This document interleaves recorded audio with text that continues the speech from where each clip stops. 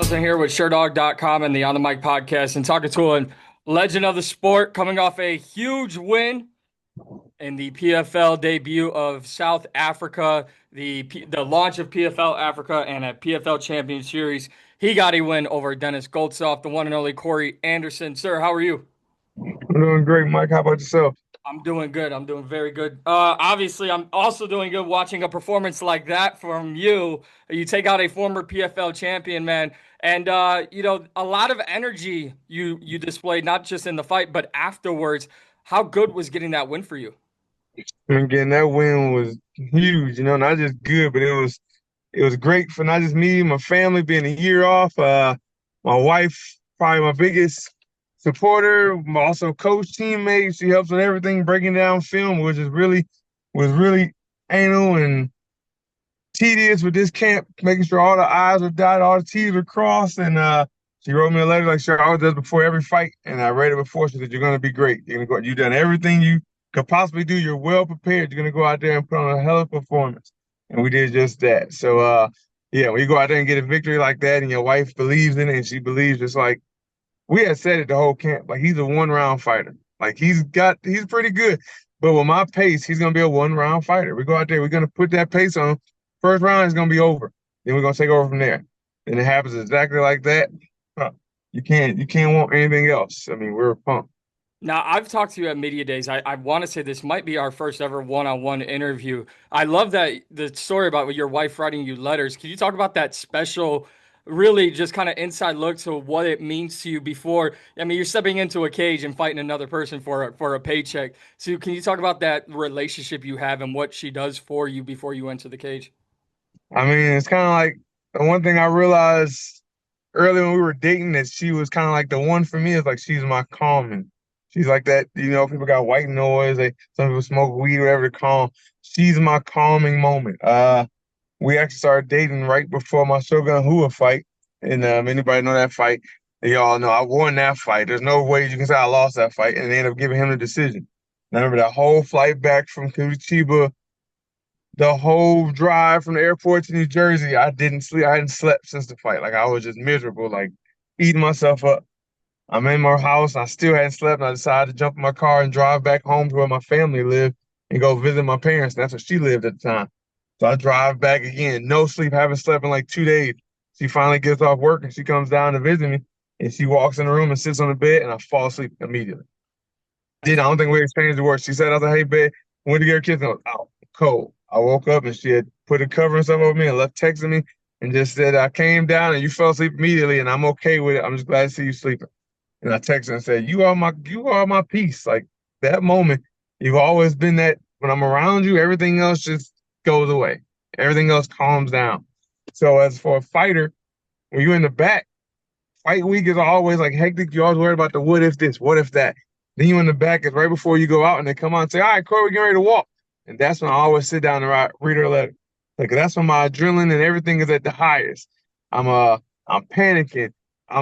You're all over the place. You think like, what if this? And all of a sudden, oh, I'm super thirsty. Oh, I'm super tired. My legs, this and that. Then I read her letter and it's like, everything gonna be all right. We did everything we had to do this camp. Everything's gonna be all right. We're gonna go out here and win. At the end, she always says, no matter what, you're gonna be all right. That's what we always say on house. We gonna be all right. Like no matter what, you're gonna be all right. God got us. Like, all right, put the note in my bag and time to make that walk. And you go in there and just nothing else matters. Just do what we did all camp. I absolutely love that, and thank you for sharing that. Now knowing that, having been watching your fights for, most of your career, now it makes sense why you fight the way you do, because I don't know many fighters who have that moment of calmness as you do before you step in there. And not only the performance you had, but the opportunities now that you have with the PFL. I think, for as long as you have fought, I think one thing that's definitely special that no one can ever take away from you, besides the fact that you're champion, is that you'll be the last ever Bellator champion.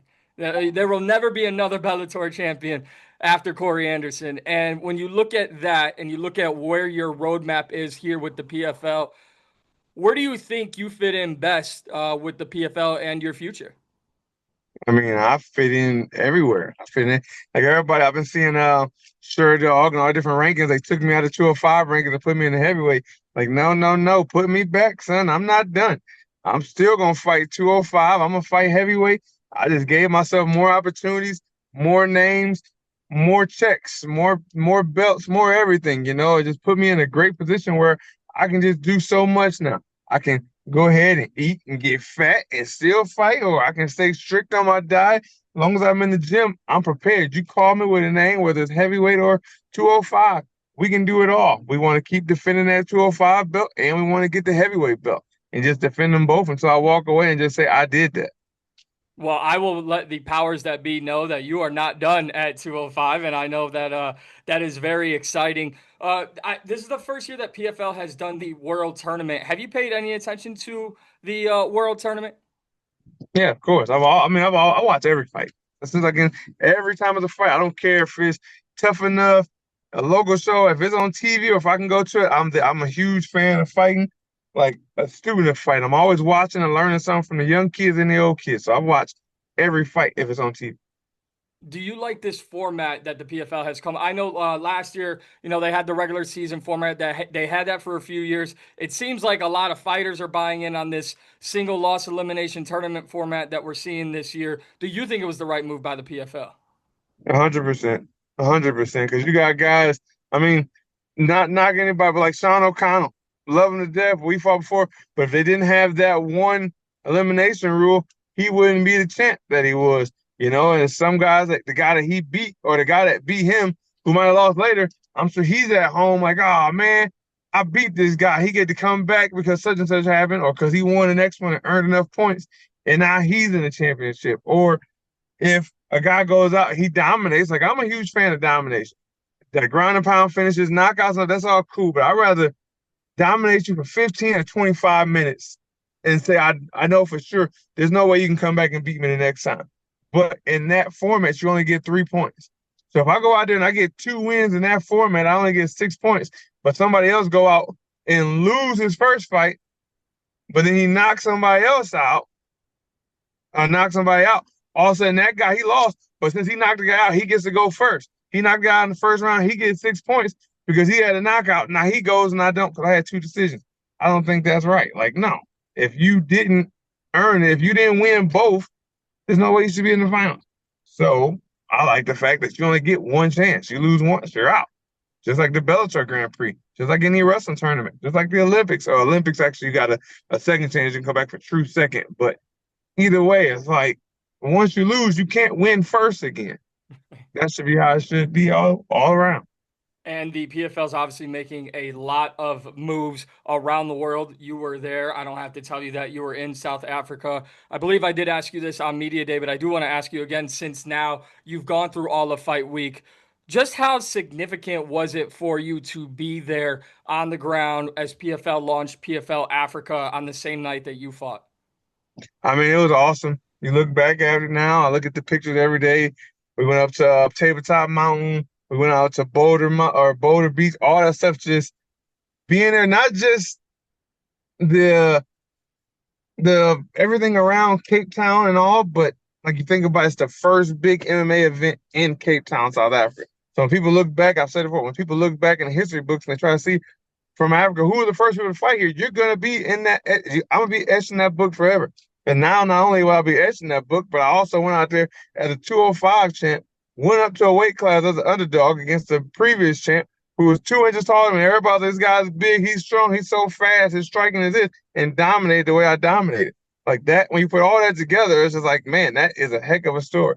Because people can look back and look like that's the Rocky Balboa story, kind of. They didn't expect him to win. Like he took this opportunity. I'm sure people are like, oh, he just taking a fight to get the check. He don't care if he loses. Like, no, I took that fight because I knew I could win. I remember when Ali called me, my manager, and he said the name. I said, I'll take it. He's like, it's heavyweight, right? I said, I don't care. I can beat anybody. I'm taking the fight. Let's go. Like, give me the contract. I'm taking the fight. And we did it. And he called me out like, brother, I was so nervous, but I'm so proud of you. You said it. You said it. Like, I know what I can do. I know how good I am. And to be able to put that on display there in Cape Town, South Africa, for the first PFL event, you can't. It'll never go away. It's in there forever. So it's awesome. It absolutely will not go away. And speaking of the Rocky Balboa story, I know you talked about him coming into the fight. I got to ask you about your good friend Ben Askren. I know how much he means to you on a personal level. Him coming through and getting back home, and as he tweeted out yesterday, I finally got to sleep in my own bed. Can you just talk about, I guess the inspiration you're pulling from watching Ben's journey? It's man, it's just that's a different kind of motivation. That's a champion mindset. You know what I mean? That's what you get out of that. And I said it to my wife this morning. We were talking about how Ben is home and all that, and asking, she's like, "Oh, did you see this? Did you see that? I can't believe he's in." I was like, "I can." She's like, "What do you mean?" I was like, "Just think about it. Last week he came to, and when he came to and got on the video, he said, 'I'm not gonna be here long.'"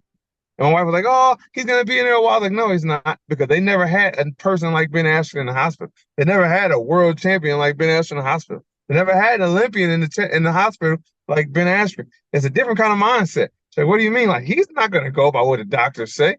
His mindset is, "I'm gonna beat this. I'm a champ. There's no they tell me I've got 6 weeks. I'm gonna show you how I can do it in one." And he did it. When they was looking for money to get him raised and everything, my wife was like, "Oh my God, they're gonna get money." I was like, "He's gonna have that money in less than a week. Trust me." The impact Ben that money's gonna come in less than a week. There's just too many people that care about Ben. He's got that kind of energy. He's gonna have less than a week. It was 2 days. They had the money. Like, come on. It's like there's nobody like Ben Askren out there. He's the funky king. Everything about him, the way he wrestles, the way he grapples, the way he handles the media, the way he takes losses, the way he can take getting knocked out by Jorge Masvidal in 5 seconds and turn into a whirlwind to where he's making all this money and moves off of it. There's nobody out there like Ben Askren. So to see what he's doing, he's back home and doing exactly what he said and living life again. Oh man, it puts a smile on your face. You say, "That's Ben. That's my man Funky. Look at him doing this thing. He did exactly what he said he was gonna do. And like he always said, I'm gonna overcome whatever obstacle. And he's overcoming it. And I'm just happy for him. Him, his family, Amy, his kids, all of it. It's a blessing. I'm just so happy and thankful for him.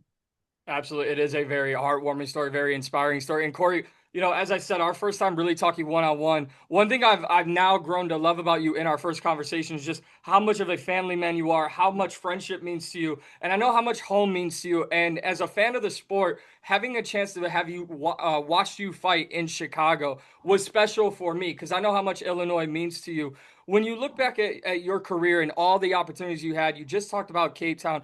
Can you really put into words what it means to be able to fight at home in front of your friends, in front of your family, through everything else you've achieved in your career? Where does that line up?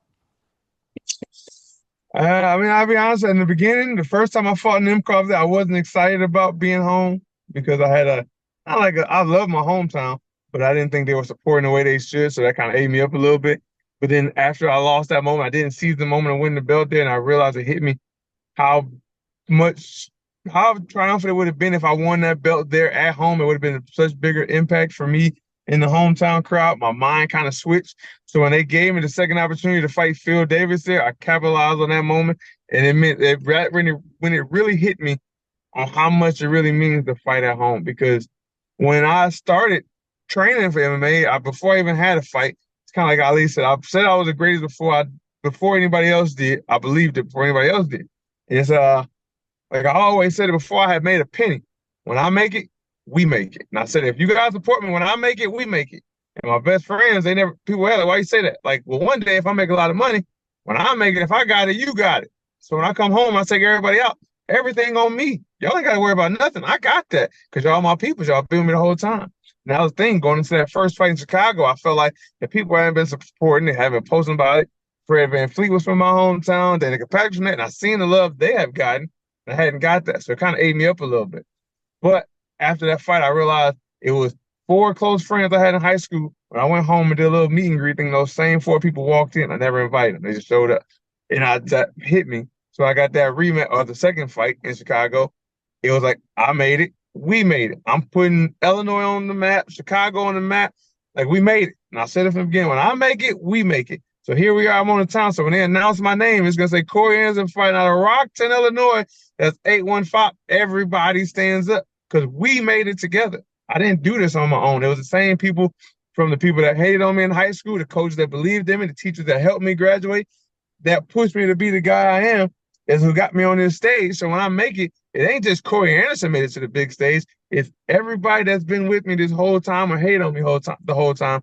We've done this together. And now look, is here, center form on Showtime or The Zone or ESPN Plus, whatever it's aired on, you get to see it right there at the bottom of the screen. Roxanne North, Corey Anderson. One of your own. We did it. So for me, I like to bring anybody that's been with me the whole time along, family, friends, hometown. That's huge for me because people get up, they blow up, and they forget about the people that was there with them when they didn't have it. And one thing my father told me when I won the Ultimate Fighter is, you remember this, son, the same people you pass on the way up, gonna be the same people you pass on the way down. And don't you ever forget that. So one thing I've always tried to stay humble and never forget anybody, from the littlest person to the biggest person that put an impact in my life. And we all go together. Well, that makes me feel good because I am probably the littlest person you know. So if I have any sort of impact in this interview, hopefully I'll get remembered. Corey, I know you're not done at 205. I know you're obviously ready to fight at heavyweight. As we look forward and as we wrap up this conversation, what do you want next, and when would you like to get back in there? I mean, I was hoping they gave me the mic in South Africa because I know somebody that was shaking like booty meat back in Russia that didn't want me to call his name, but Vadim Nemkov, we know you've been running. You went to heavyweight and thought you was gonna get away. I came here and just wrecked shop, baby. So, like you heard, if you want to go back to 205, I'll be there. If you want to go up to heavyweight, I'll be there. I want to smack them cheeks one more time, and this time I'm gonna get my hand raised. But if he keep running, I've heard Yak Shamirodov. He won the PFL tournament last year. Heard that's an opportunity. We got the PFL tournament going right now at 205 and heavyweight. We got Cully and Shoeface, and then we got I can't remember the big heavyweight guy and the guy that got low blow the other day or the other week in Alexander Chicago. Romanov. Yeah, Romanoff. We got Yeah. those guys. So hey, whoever wins those PFL finals or Yak Shamirodov or whoever wants to smoke, let's go. Overtime ready. We stay in the gym and I'm ready to go. Just give me a contract, put the belt on the line. Time for me to collect and take it home because it's mine.